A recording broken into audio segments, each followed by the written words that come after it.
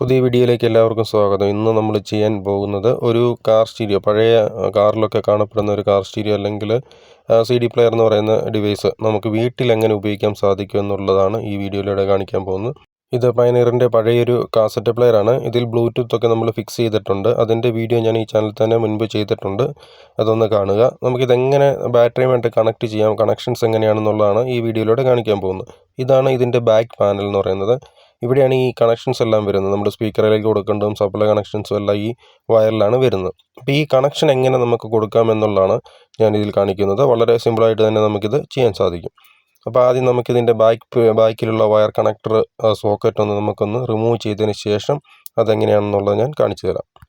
ഏകദേശം എല്ലാ cassette പ്ലെയറിലും CD പ്ലെയറും എല്ലാം ഇതേ കണക്ഷൻ മെത്തേഡ് തന്നെയാണ് ഉള്ളത്.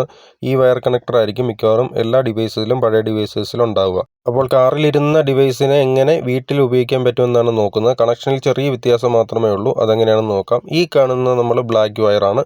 ഈ ബ്ലാക്ക് വയറിലാണ് നമ്മൾ ഗ്രൗണ്ട് കണക്ഷൻ കൊടുക്കുക. ഏത് സപ്ലൈയുടെ ആണെങ്കിലും ഗ്രൗണ്ട് വയർ കൊടുക്കുക. ഇതിൽ 12 വോൾട്ട് സപ്ലൈ ആണ് കൊടുക്കേണ്ടത്. ഈ യെല്ലോ വയറിൽ നമ്മൾ 12 വോൾട്ട് സപ്ലൈ കൊടുത്താൽ മാത്രമേ നമ്മുടെ വീട്ടിലെ ആവശ്യത്തിനായിട്ടുള്ള ഒരു ഹോം സ്റ്റീരിയോ പ്ലെയർ ആയിട്ട് ഉപയോഗിക്കാൻ സാധിക്കുള്ളൂ.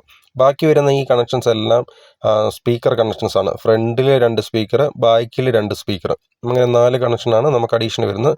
പിന്നെ ഒരെണ്ണം റിമോട്ട് കൺട്രോൾ കണക്ട് ചെയ്യാനുള്ളതാണ് ഒരു സോക്കറ്റ്. ഇപ്പോൾ ഇത്രയാണ് വേണ്ടത്.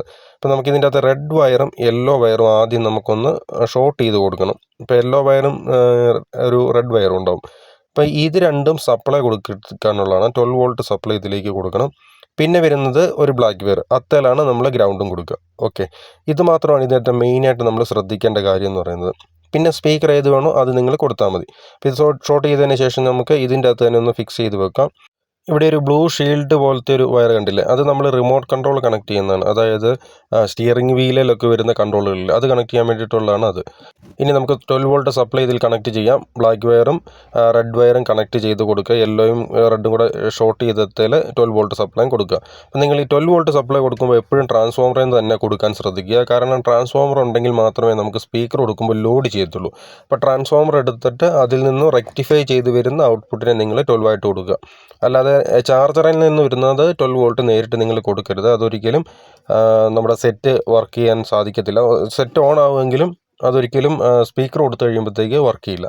അപ്പോൾ അതുകൊണ്ട് നിങ്ങളെപ്പോഴും 5 ആമ്പിയർ വരുന്ന ഒരു ട്രാൻസ്ഫോമർ മേടിച്ച് റെക്ടിഫയർ ചെയ്ത് ഫിൽട്ടർ ചെയ്ത് അതിൻ്റെ ഔട്ട്പുട്ട് എടുത്ത് നേരിട്ട് ഈ സെറ്റ് കൊടുക്കാൻ ശ്രദ്ധിക്കുക. ഓക്കെ, ഇപ്പോൾ ഇത് വർക്ക് ചെയ്യുന്നുണ്ട്. നിങ്ങൾക്ക് പാട്ട് കേൾക്കാൻ പറ്റുമെന്ന് തോന്നുന്നു. അല്പം വോളിയം ഒന്ന് കൂട്ടി നോക്കാം. ഈ ചെറിയൊരു സ്പീക്കറായി ജസ്റ്റ് ടെസ്റ്റിംഗ് പർപ്പസിന് വേണ്ടിയിട്ടാണ് ഞാൻ കൊടുത്തിരിക്കുന്നത്, എങ്ങനെയാണ് കണക്ട് ചെയ്യുന്നതെന്നുള്ളത്. അപ്പോൾ ഇവിടെ നിങ്ങൾ പ്രത്യേകം ശ്രദ്ധിക്കേണ്ടത് ഈ ബ്ലാക്ക് വയറിലും യെല്ലോ വയറും റെഡ് വയർ ഷോർട്ട് ചെയ്ത് കൊടുക്കാൻ മറക്കരുത്. എങ്കിൽ മാത്രമേ ഇത് പ്രോപ്പറായിട്ട് വീട്ടിലെ ആവശ്യത്തിനുള്ളതായിട്ട് വർക്ക് ചെയ്യാൻ സാധിക്കത്തുള്ളൂ. ഞാനിത് ഓൾറെഡി ഡിവൈസ് ഇതിൽ ബ്ലൂടൂത്ത് കണക്ട് ചെയ്തിട്ടുണ്ട്. ബ്ലൂടൂത്ത് ഡിവൈസ് കണക്ട് ചെയ്തിട്ടുണ്ട്.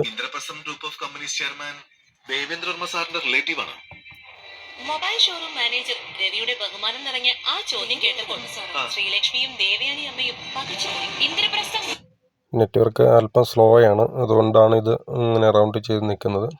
അപ്പോൾ എന്തായാലും നിങ്ങൾക്ക് മനസ്സിലായെന്ന് കരുതുന്നു. കണക്ഷൻസ് എടുക്കുക, ഇതുപോലെ കൊടുക്കുക.